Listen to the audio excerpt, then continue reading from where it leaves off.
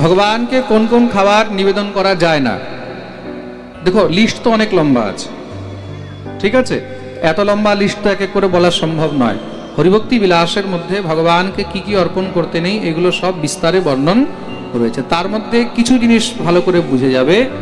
ভগবানকে কোনো দুর্গন্ধযুক্ত খাবার, দুর্গন্ধযুক্ত যে যে শাকসবজি হয় সেগুলো অর্পণ করতে নেই, যেরকম পেঁয়াজ, রসুন, এইগুলো অর্পণ করতে নেই। দ্বিতীয়, গাজর, গাজর, মুসুরির ডাল, বিট, যেটা বিট হয় না। প্রথমত যে খাদ্যদ্রব্যের নামগুলো উনি এখানে উচ্চারণ করলেন সেগুলো মানুষের শরীরের জন্য অত্যন্ত উপযোগী, ভীষণ প্রয়োজনীয়, পুষ্টিকর এবং ঔষধি। দ্বিতীয়ত, কোনো মানুষ কিভাবে নির্ণয় করতে পারে ভগবানের জন্য কোন খাদ্যটা সুগন্ধযুক্ত হবে আর কোনটা দুর্গন্ধযুক্ত হবে, যেখানে মানুষ নিজেই কনফিউজ। মানুষ এখনো পর্যন্ত সুগন্ধ কিংবা দুর্গন্ধের সঠিক সংজ্ঞা লিখতে পারেনি। তাই কোনো ধর্মগুরু যখন বলেন দুর্গন্ধযুক্ত খাদ্য দেওয়া উচিত নয় ভগবানকে, তখন তিনি একটা বিশাল তাত্ত্বিক ভুল করেন।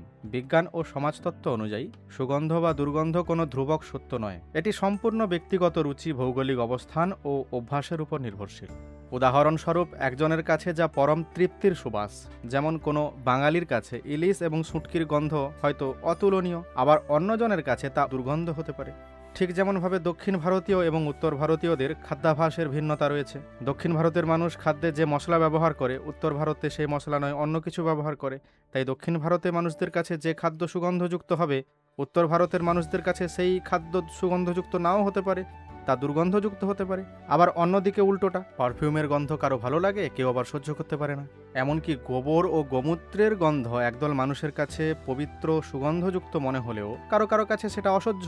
আধুনিক স্বাস্থ্যসম্মত চিন্তাধারায় তা বর্জ্য, এছাড়া আর কিছুই নয়। সুতরাং যা মানুষের কাছে সংজ্ঞায়িত নয় তাকে ঈশ্বরের মানদণ্ড করা সম্পূর্ণ হাস্যকর বিষয়। যিনি এই মহাবিশ্বের স্রষ্টা, যাঁর ইশারায় কোটি কোটি নক্ষত্রপুঞ্জ পরিচালিত হয় এবং যিনি পৃথিবীর সমস্ত প্রাণীর খাদ্য সংস্থান করেন বলে আপনাদেরই দাবি, সেই পরম সত্তাকে মানুষের কোনো সামান্য চাল, কলা, বাতাসা দিয়ে তৃপ্ত করার চেষ্টা এক প্রকার ঔদ্ধত্য। এটি ঈশ্বরকে অত্যন্ত তুচ্ছ এবং মানুষের মুখোপেক্ষী করে তোলার একটি প্রক্রিয়া, যেন ঈশ্বর মানুষের উপর নির্ভরশীল। মানুষ খেতে দিলে ঈশ্বর খেয়ে বাঁচবে। বাস্তবতা হলো, ঈশ্বর কোনোদিন খাবার খান না। খাবার রাখা হয় দেবতার সামনে, আর ভোগ শেষে তা গ্রহণ করে মানুষই। মানুষই তা খায়। যদি ঈশ্বর সত্যি অভুক্ত থাকতেন, তবে ভোগ নিবেদন করার পর পাত্রটি খালি পাওয়া যেত। অর্থাৎ এই গোটা প্রক্রিয়াটি আসলে এক ধরনের প্রতীকী আচার, যা শেষ পর্যন্ত ধর্মগুরুদের তৈরি করা কিছু বিধিনিষেধের জালে আটকে পড়ে। আসুন আমরা অন্ধভক্তি ছেড়ে যুক্তির পথে হাঁটি। যে ঈশ্বরকে আপনারা সর্বশক্তিমান ও অন্নদাতা বলেন, তাকে অন্ন দেওয়ার জন্য বা খাদ্য দেওয়ার জন্য আপনাদের উপার্জন করা অর্থের বা আপনাদের হাতে মেখে খাইয়ে দেওয়ার কোনো প্রয়োজন নেই। এটি কেবল হাস্যকর নয়, বরং ভীষণ রকম অযৌক্তিক।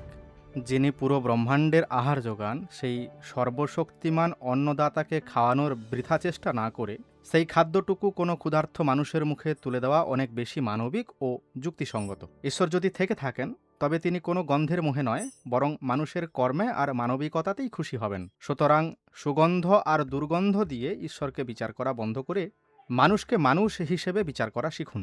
এই যুক্তি যদি আপনার কাছে গ্রহণযোগ্য হয়, তাহলে অবশ্যই এই ভিডিওটি শেয়ার করে আরও বেশি মানুষের কাছে পৌঁছে দেবেন। লাইক দিয়ে উৎসাহিত করবেন এবং কমেন্টে অবশ্যই আপনার মূল্যবান মতামত জানিয়ে যাবেন। নমস্কার, ভালো থাকবেন সবাই।